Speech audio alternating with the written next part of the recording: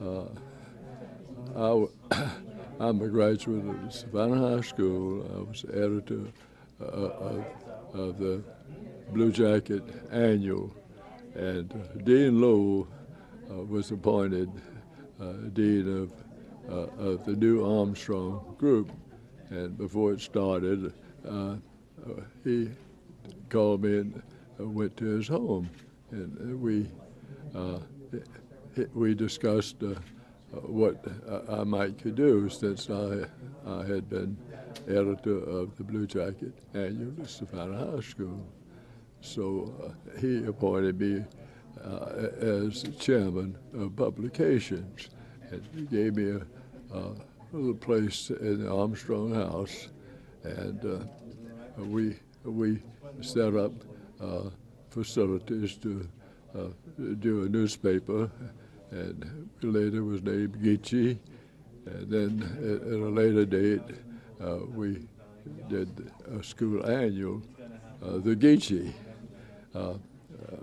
Herb Traub, Bob McKeown, very, very helpful.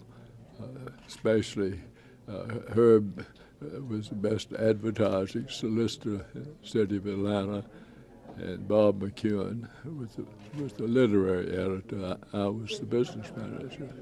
But I liked Armstrong. I wrote a little history of the building of the Armstrong Mansion, which Mrs. Moats gave to the city. It made it possible for a facility. Laurie Axley of Savannah High School, as you know, it really started an effort back in high school for junior college. He wanted to make it a part of the high school complex, but Mel Gamble and others persuaded him that we needed a separate facility. So it was the mansion. It's a beautiful house.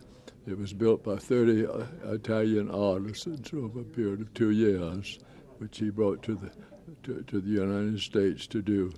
And it was done with loving care. I thoroughly enjoyed being there. I had a little part-time job at Lucas Theater, which helped pay the rent, pay the tuition. The tuition was $35 a quarter, $105 a year.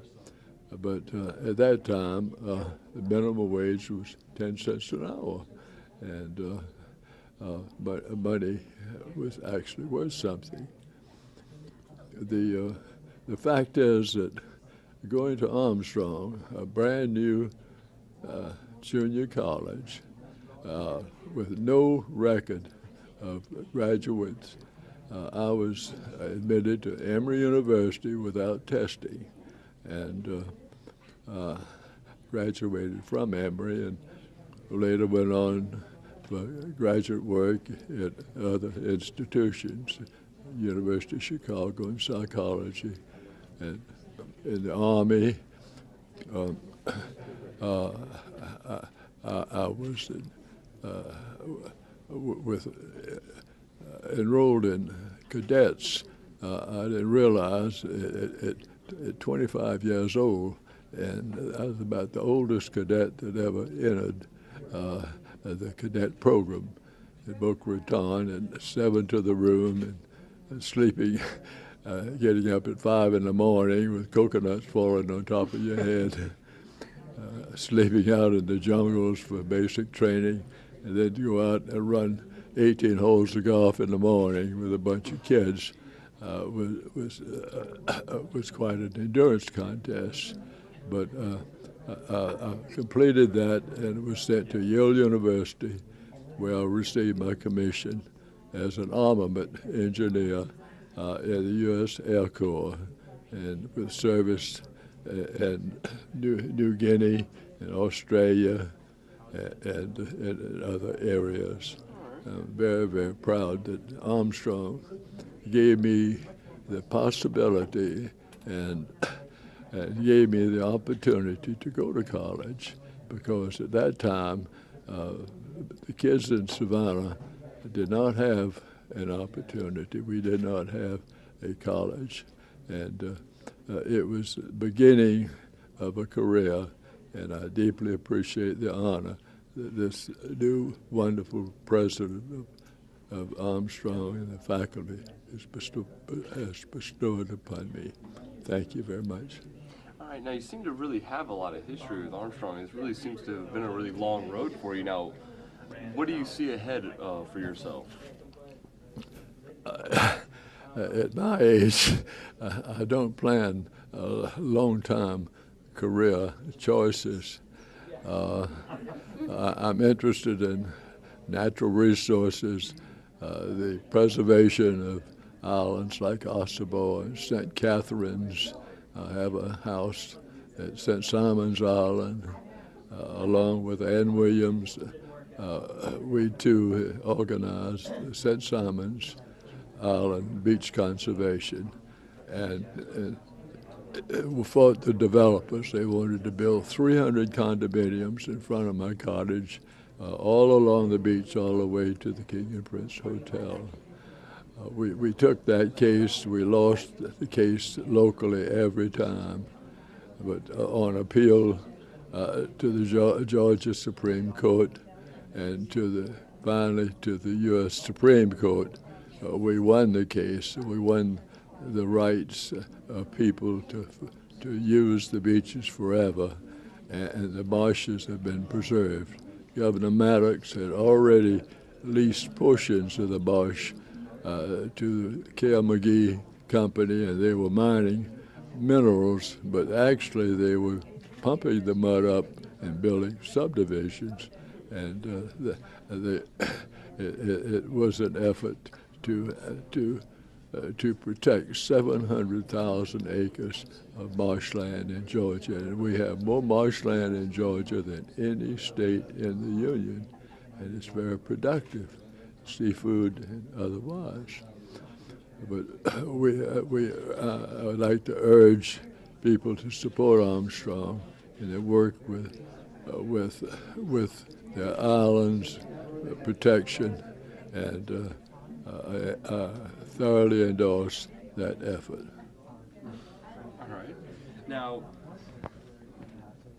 are you going to be taking a break? You seem to have really been going really hard for a really long time. Now, is there plans to take a break? I have been busy ever since I was a kid. I had no car in that day and time. I walked to work, and I would do my work at Armstrong. I had a job at Lucas Theater, which paid 25 cents an hour. And with that, I saved as much as $12 over a period of weeks, which made me very proud. And I left the credit business, $1 a week. I kept it on a cash basis, whatever I had. But the faculty was just outstanding. Stacy Keach, Dr. Boyd later became the top doctor at Augusta. He had a house organ, the largest house organ in the United States.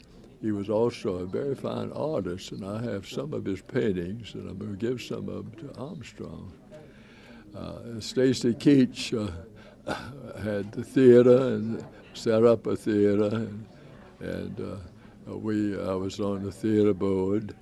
I did not have time for lab work or for extracurricular activities outside, because I either had to make it or give it up. But it encouraged me. Every faculty advisor, every faculty member, you could communicate with them, talk with them. You could visit them in the home if they wished for you to do that. And Dr. Gentlet,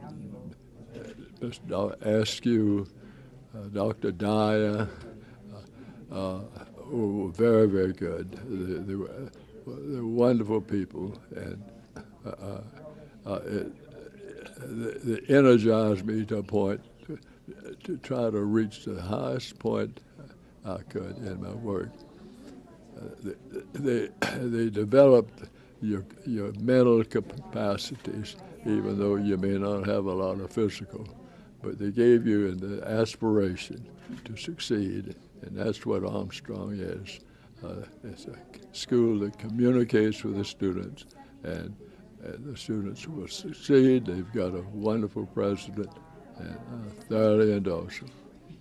All right, now can you maybe elaborate a little bit on how you're feeling right now about getting this honorary? Well, it's sort of like winning the great lobby somewhere. Totally unexpected. I really didn't know had been selected till 2 or 3 weeks ago, and it's been awe-inspiring to me and to my family. And the greatest thing is brought my family all together here, and my grandsons from New York and my friends from Quebec and St. Simons, and they're good friends, and they much love to see them and be with them. But bringing us together is one of the great rewards of this award of the honorary degree. It has brought us together, and that means as much to me as the degree itself. All right, that was perfect. All right, now finally, can I just get you to say and spell your first and last name for me? Just. Well, you want me to spell my last name? Yes, say and spell your first and last name. I think the Alva came from Thomas Alva Edison, I believe my father may have said. The Burley comes from a great uncle who was killed at the Battle of Fredericksburg, Robert Burley Brown. And the Lyons family has been around. Isaac Lyons fought the Battle of Bloody Marsh at Frederica, and for when they defeated the Spanish coming down from St. Augustine and Havana, they did not need Frederica any longer, and they disbanded the original regiment of 95 soldiers, and my great-great-grandfather, Isaac Lyons, was one of the members, and he granted 50 acres and $100 to each of the soldiers, and he took his land in Liberty County, and the family prospered there until 1840, and then my great-grandfather moved to Scriven County, and the house I put on the National Register of Historic Places. But that pretty well concludes it. All right, that was perfect. For 26 years, and also director today was to celebrate Armstrong's 75th as responsibilities appertaining thereto.